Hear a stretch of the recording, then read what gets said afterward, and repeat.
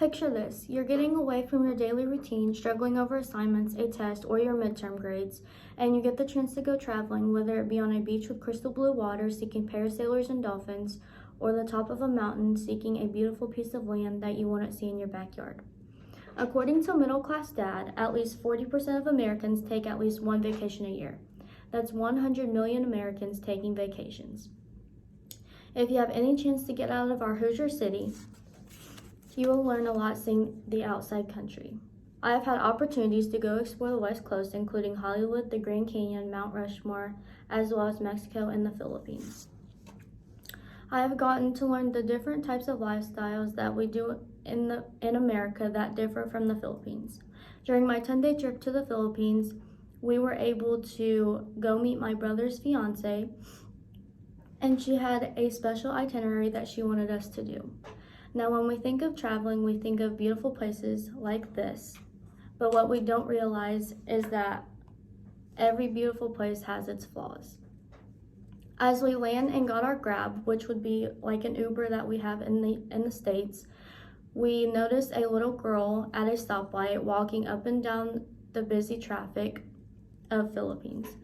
She comes up to our Grab, and our Grab just waves her on, and I asked Nisi what it was that she needed, and Nisi stated that she was walking up and down the roads trying to sell bracelets that her parents were making her do. I asked why they set out children instead of adults, and she said children will draw more attention and more sympathy. This was a weekday that we were driving, so instead of little children being in school, they were on the streets trying to make money for their dinner at night. This has made me realize that we take advantage of our daily necessities, such as food and water, because it comes to us so easily. Even if we have to struggle just a little bit, it's not as bad as they would have to in the Philippines. Fast forward to our condo, and we look out the windows, but traffic surrounding the busy city, therefore walking is quite particular. As we walked to get some food, we were walking in crowds through the busy streets, and I noticed that a bunch of people were wearing medical masks on their face. I asked Nisi why they were wearing masks, and she said the air is so polluted and so dirty that a lot of people get sick just breathing in the dirty air. According to Flip Science, the Philippines have been ranked number 3 in the world of most polluted due to industrial waste and automobiles, affecting 98% of the population and has caused more than 4,000 deaths. It came to my attention that in America, we don't have to be aware and worried at all times if we are going to get sick by just going outside. Although there are beautiful parts of sceneries, this isn't the only experience I have had with traveling. It is the most beautiful and most helpful trip that I have taken. Traveling has benefited me, and I have become much more grateful for what I have.